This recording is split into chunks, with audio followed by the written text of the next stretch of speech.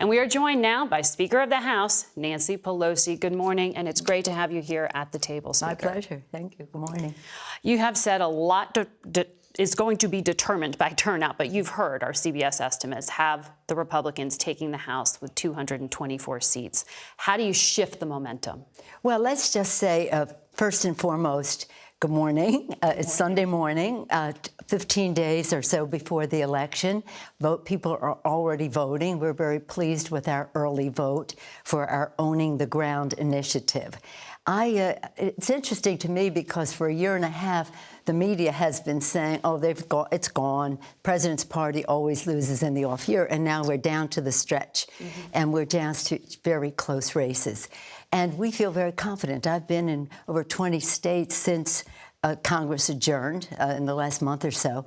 And I see very clearly that the ownership of the ground is with us.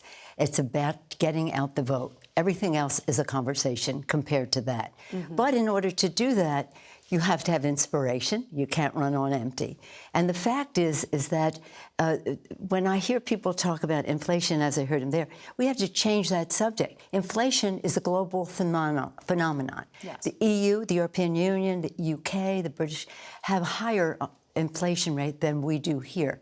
It's not, the fight is not about inflation, it's about the cost of living. And if you look at what we have done to bring down the cost of prescription drugs, to bring down the cost of energy and the rest in our legislation, you will see that that has been opposed every step of the way by the Republicans, and they have no plan for lowering the cost of living or helping with inflation. Absolutely. Inflation is a global problem, and it's hitting a lot of countries very hard. But there is also that question of fiscal spending.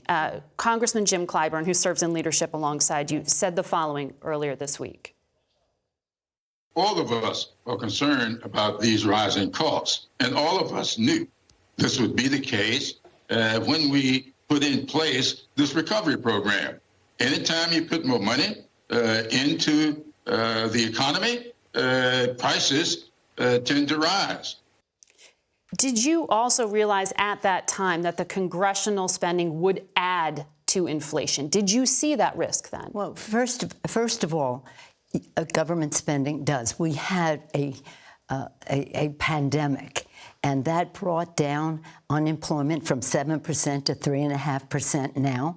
It put people back to work, children back in school, inoculations in the arm, and it helped take us through that phase of the pandemic. But let me just say that because of more people working and the rest, the deficit has been cut in half from 2.8 to 1.4 trillion dollars. That is a big change. So yes, we have to take a step forward to solve the pandemic problem, but we did so in a way that would reduce the national deficit, and that cannot be ignored. But on things like sending, those $1,400 checks, putting cash out there. That's right. I mean, didn't that end up contributing to inflation? Do you have any regrets about the bills you passed and how you structured them? No, absolutely not, because that was necessary for people to survive. Our purpose was that it was inflationary. But the point is that when you reduce unemployment, it's inflationary.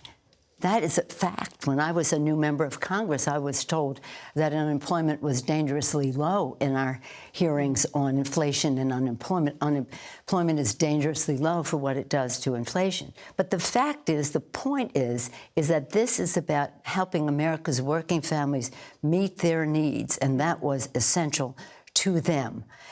Less inflationary than a $2 trillion tax cut for the high end that the Republicans gave, and we're still paying a price for $2 trillion, 83% of the benefits going to the top 1%. So we feel proud of what we've done. We feel proud of the president to help America's working families to lower their cost, and in doing so to reduce the deficit. Well, on the issues that voters tell CBS News are important to them, abortion ranks number 7. Up top, economy, inflation, crime, immigration.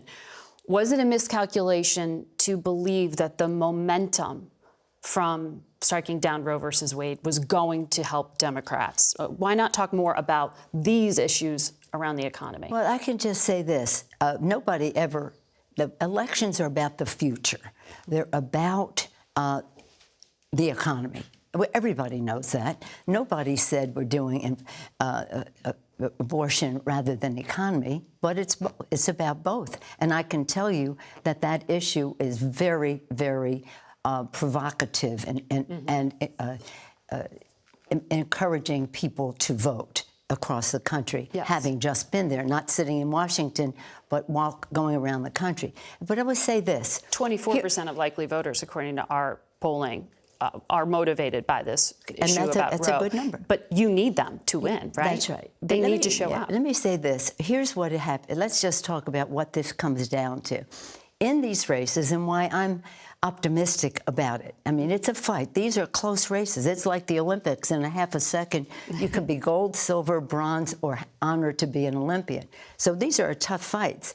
But that's what they are, and it's a big change from what the media thread of, oh, they can't possibly win. No, we can possibly win. But here's the thing. In these districts, the Republicans have said that if they win, they want to subject Medicare, Social Security, held blackmail to lifting the debt ceiling.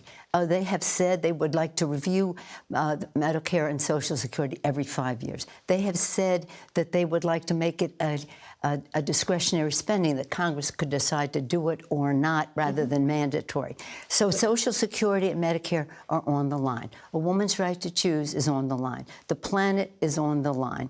Issues that relate to prescription drugs. Yes. For years, we've been trying to get the secretary to negotiate for lower prices. We couldn't get it done until we had the Democratic president and a strong majority, enough in the Congress to get it done. I want to ask you about that, the future and the new Congress potentially. Yeah. You told Andrea Mitchell earlier this week, we need generational change, but in some cases there's no substitute for experience. Right. Will you remain in leadership in the new Congress? I'm not talking about that. I'm here to talk about how we win the election. But to deliver on all these things. I was only paying Andrea a compliment for all the experience that she has. I see. But the fact is, we need to... So you may or you may not. I'm not here to talk about me. I'm here to talk about the future, America's working families, for the children. It's always about the children. Mm-hmm. And the point is this, that these issues, if you're a senior, you have a lot at risk. Yes. If you're a childbearing age woman, you have a lot at risk if your family does. If you care about the planet, you have a lot at risk. They said it's a hoax. When we had the debate on our funding for addressing the climate crisis, not one Republican vote. When we talked about, so what we need to go forward with is more that we had in our agenda, and child care, child tax credit, issues like that. Madam Speaker, I appreciate you coming here today. We did also invite the Republican House leader to join us. He declined the invitation. We'll be right back.